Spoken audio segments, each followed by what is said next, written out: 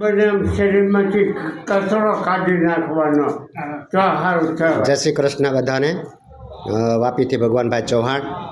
આજે જામનગર જિલ્લાનું હરિપર ગામમાં સપ્તાહમાં ભાગવત સપ્તાહમાં અમે આવેલા અને ત્યાં આવીને બધા લોકોને મળેલા.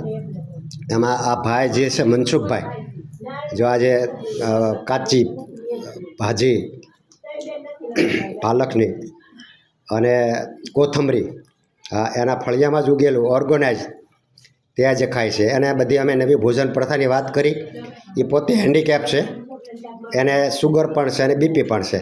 હવે એને વાત કરી એટલે તરત એને વાત ગળે ઉતરી ગઈ અને બાજુમાં જ પાલક હતી એના ફળિયામાં જ, તો ત્યાંથી લાવીને આજે જો શરૂ કરી દીધી. બોલો મનસુખભાઈ, તમારું શું કહેવાનું છે? આજે ભાવેશભાઈ ભગવાનભાઈ આવેલા છે, ભગવાનજીભાઈ વાપીથી આવેલા છે. મને આ એવું નવો ભોજનાલયને કીધેલું છે, એ હું આજેથી આ કરું છું. બહુ સરસ, બહુ સરસ.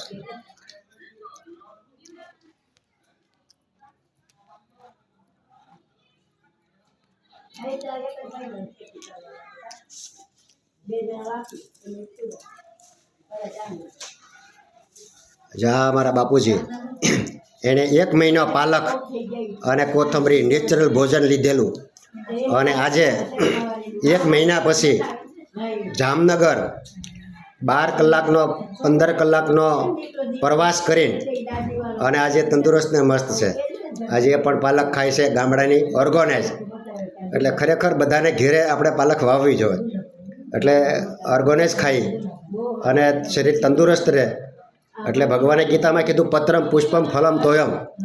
એટલે ખરેખર ચૌહાણ સાહેબના ચરણોમાં નમસ્કાર કે માણસ એક ચાનું ટીપું ન મૂકે અને રાંધેલું તો મૂકે જ નહીં, એના બદલે લાખો લોકોને, કરોડો લોકોને આવું એક પત્રમ પુષ્પમ ફલમ તોયમ ભગવાનના કહેવા મુજબ આજે માણસને આજે આ ઓર્ગેનાઇઝ અને નેચરલ ભોજન ઉપર લઈ ગયા છે. આનાથી શરીરની તમામ પ્રકારની તંદુરસ્તી મસ્ત થઈ જાય અને જીવન આનંદમય થઈ જાય. એટલે નેચર ખાઓ, નેચર જીવો.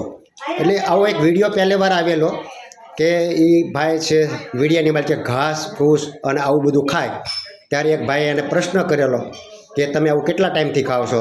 તો કે લગભગ 10 વર્ષથી ખાઉં છું અને મારા શરીરમાં કોઈ પણ જાતનો રોગ નહોતો. એટલે ત્યારે અમને વિચાર આવેલો કે આવું ખવાય ખરું?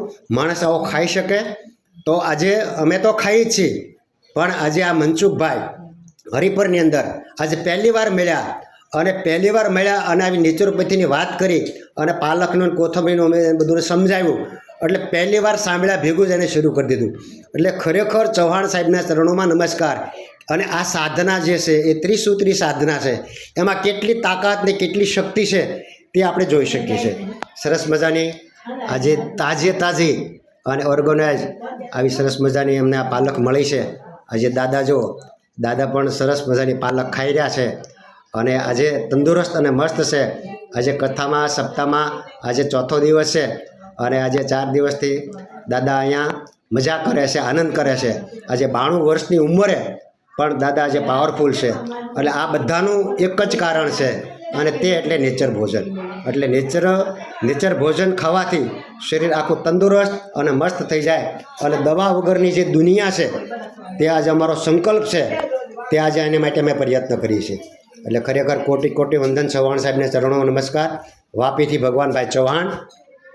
અને કોઈને કંઈ બીમારી હોય, તકલીફ હોય તો મારો મોબાઈલ નંબર છે 9824858740. ભગવાનભાઈ ચૌહાણ વાપી. મારો ફોન કરવાનો સમય છે રાત્રે 8 થી 10. એટલે જેને કોઈની તકલીફ હોય તો મને ખાલી એમ જ તો ફોન કરે, તો ફોનમાં ખાલી પહેલાં માહિતી લઈ લો, પછી કરવું ન કરવું, કેટલું કરવું તે બાકીની વાત પછી. પણ આખું જે નેચર જીવન છે, નેચર કુદરતનું આખું જે આપેલું જીવન છે તે આપણું જીવન નિરોગી બને, દવા વગરનું બને, એના માટેનો અમારો પ્રયત્ન છે. એટલે ભગવાને જે કીધું છે ગીતામાં પત્રમ પુષ્પમ ફલમ તોયમ, તે આજે શ્લોક અજાણ્યા માણસની હારે પહેલી મુલાકાતમાં આજે સાકારિત કર્યો છે. જય શ્રી કૃષ્ણ, જય તંદુરસ્તી.